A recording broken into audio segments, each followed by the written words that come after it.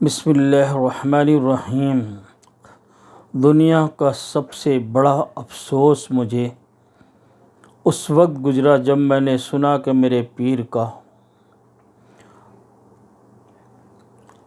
پردہ ہو گیا۔ آپ دنیا سے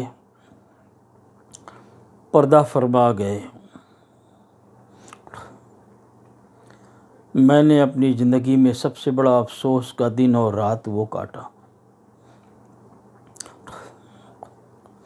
اس کے بعد پھر ایسا وقت آ گیا کہ اب مجھے ایسا نہیں لگتا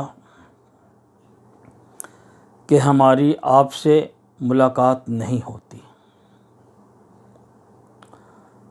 اب پیر اور مجھ میں وہ تعلقات ہیں کہ جب جہاں سے ضرورت پڑے بات ہو جاتی ہے۔ کبھی کبھی تو آپ خود تشریف لے آتے ہیں اور بس بہت بڑی نگاہ کرم پیر کی۔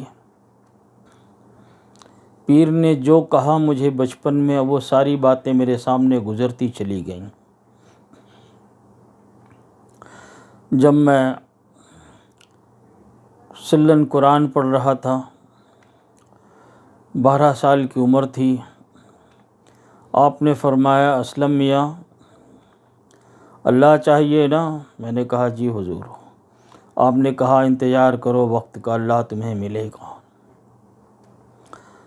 پھر کچھ دن گزرا تو آپ نے سینے سے لگانا شروع کیا۔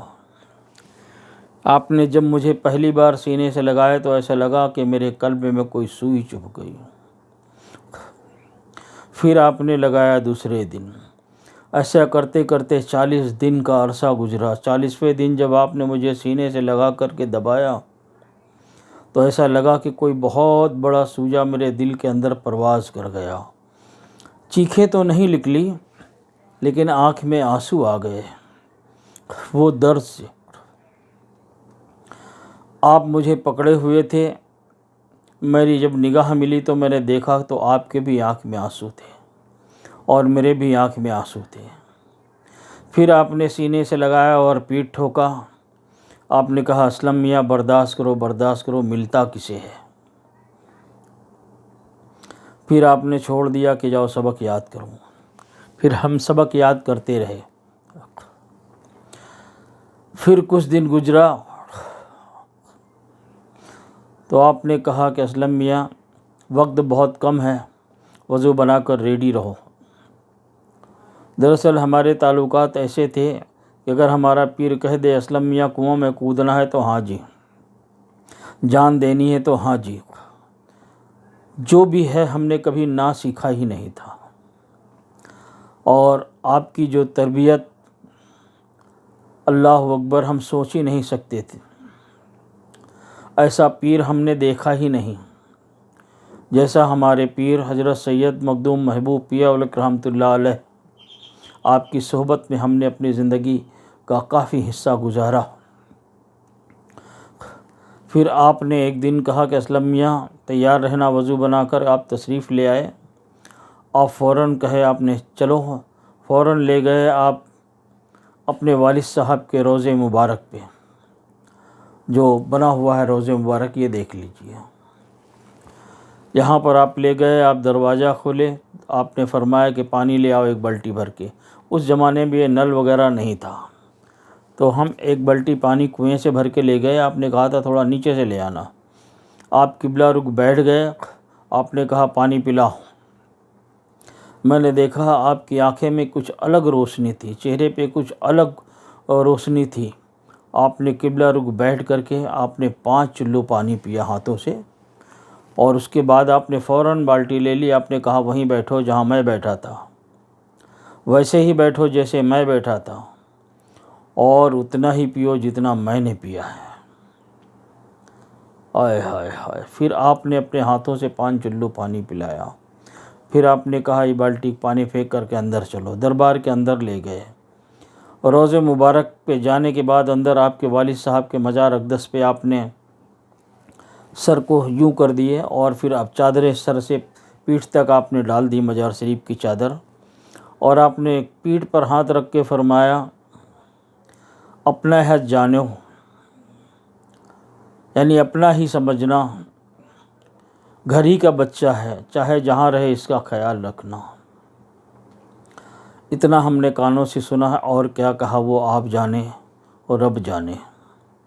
پھر آپ نے کہا کھڑے ہو جاؤ، تو ہم نے دیکھا کہ روضے مبارک کے اندر ہی قبلہ رخ آپ نے دونوں ہاتھوں کو بڑا زبردست بلند کر کے اور کچھ دعا مانگ رہے تھے، ہمیں پتہ نہیں، کیونکہ ہماری عمر اس وقت بتایا نا 12.5-13 سال کی تھی۔ ہم پیچھے ہاتھ باندھ کر کھڑے ہوئے تھے چپ چاپ، اور یہ سوچ رہے تھے کہ کیا ہو رہا ہے۔